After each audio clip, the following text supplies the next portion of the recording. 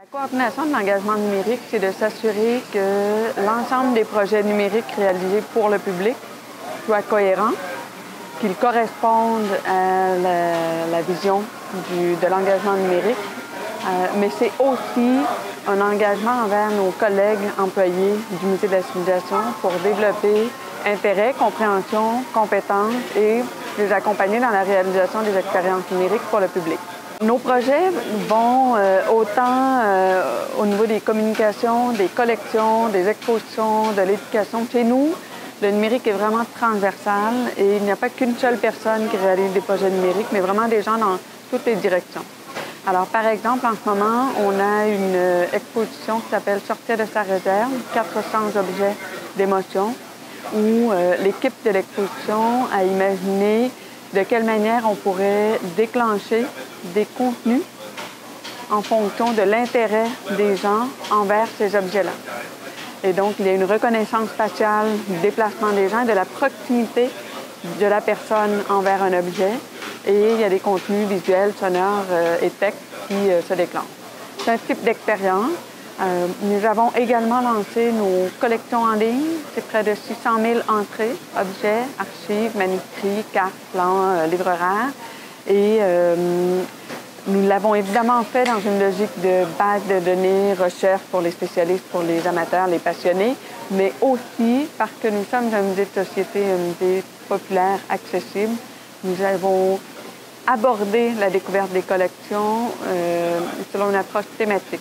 Donc, on propose des albums thématiques et donc les internautes du Québec et de partout dans le monde peuvent découvrir nos collections, la richesse du patrimoine et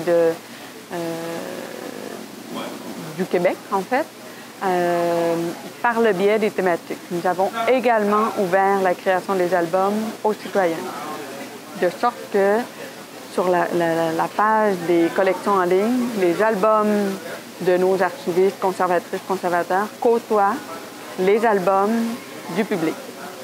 Nous venons de lancer un laboratoire numérique, le M-Lab Créaforme, qui est un espace dans le musée où les visiteurs peuvent venir s'approprier, découvrir, créer, expérimenter avec le numérique et aussi les cultures numériques.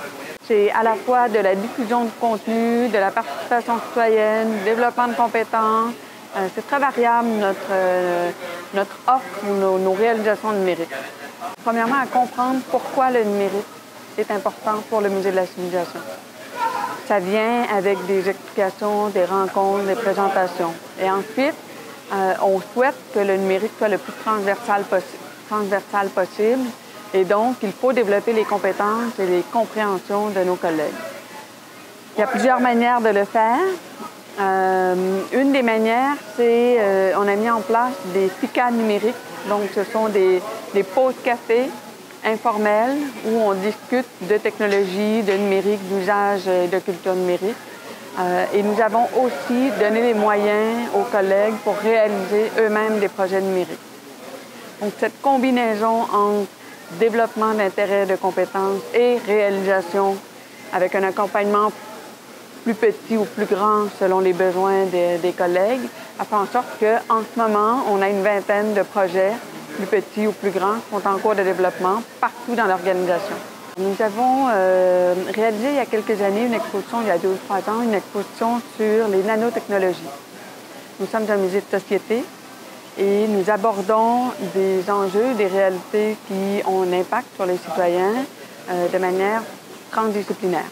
Donc, dans ce cas-ci, l'équipe de l'exposition a souhaité aborder la question des nanotechnologies sous l'angle des enjeux sociaux, en posant une question toute simple, pour ou contre les nanotechnologies. Et la visite de l'exposition permettait d'aborder les enjeux de part et d'autre, et donc de découvrir tous les enjeux.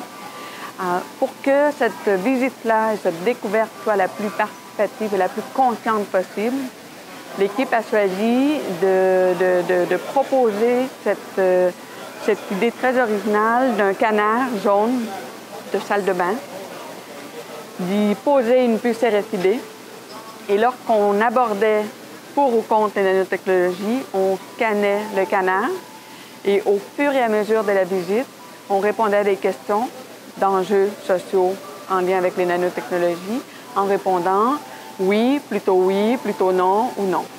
Donc, au fur et à mesure de la visite, on progressait dans notre compréhension ou dans notre vision des nanotechnologies. En fin de parcours, on scannait une dernière fois le canard qui faisait une synthèse des réponses que nous avions données, de sorte qu'on pouvait voir sur un grand écran par visualisation des données la progression de notre perception des nanotechnologies. Et c'est ça notre rôle, c'est d'accompagner les gens à mieux comprendre, à s'intéresser déjà, à mieux comprendre et à réfléchir, se positionner pour sortir enrichis comme citoyens, plus à même d'agir dans la société.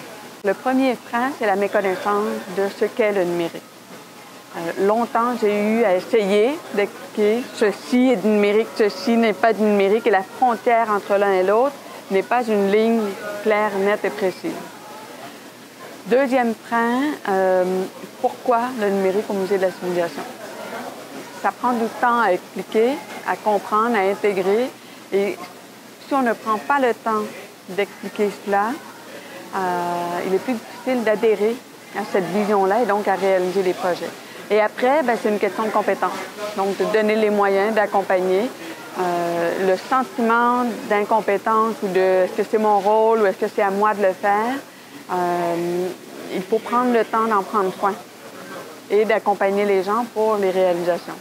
Alors, je crois que la première importance, c'est de bien mesurer, de bien nommer et de bien partager, communiquer pourquoi cette stratégie numérique ou ce développement numérique est important dans notre établissement, dans notre organisation et pour la communauté que l'on dessert.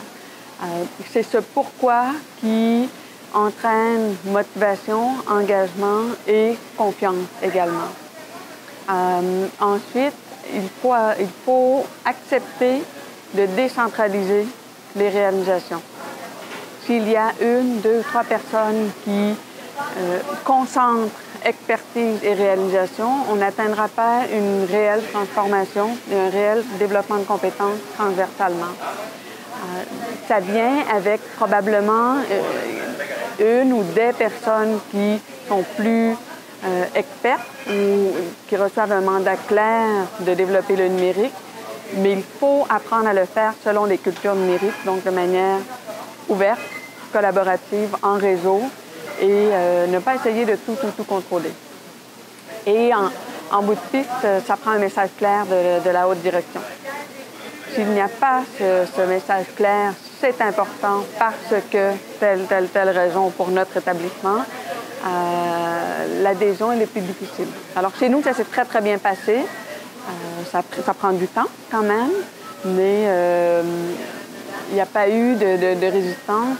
Même comme je disais, on est dans des nombreux projets dans toutes les sphères de réalisation du musée. Les FICA numériques se déroulent le plus souvent possible, idéalement toutes les semaines. Nous, on a amorcé aux 2 semaines. Pour une question de temps, on a poursuivi une fois par mois. Et je constate qu'une fois par mois, c'est trop distancé. Il faut, pour une véritable transformation et développement de compétences, ça prend cette régularité de rencontres pour discuter informellement d'un sujet numérique. Par exemple, de quelle manière les médias sociaux du musée fonctionnent, quelles sont les réactions, que les collègues puissent voir le réel travail des personnes. Chez nous, c'est 2 personnes qui s'occupent des médias sociaux du web. Qu'est-ce qui se passe réellement? Et cette compréhension interne, dans ce cas-ci, ou externe. On a fait venir des spécialistes, par exemple, en réalité virtuelle ou réalité augmentée. Et ce n'est pas parce que nous, on a un projet spécifiquement sur ça que je fais venir quelqu'un sur une technologie particulière. Le but, c'est de s'éveiller, de comprendre comment d'autres fonctionnent pour nourrir notre créativité, nos réalisations, notre production ou notre manière de travailler ensemble. Nous avons aussi un très grand souci de s'ouvrir à la communauté, d'aller voir qu'est-ce qui se passe ailleurs. Et présentement, nous sommes au WAC, au Web à Québec.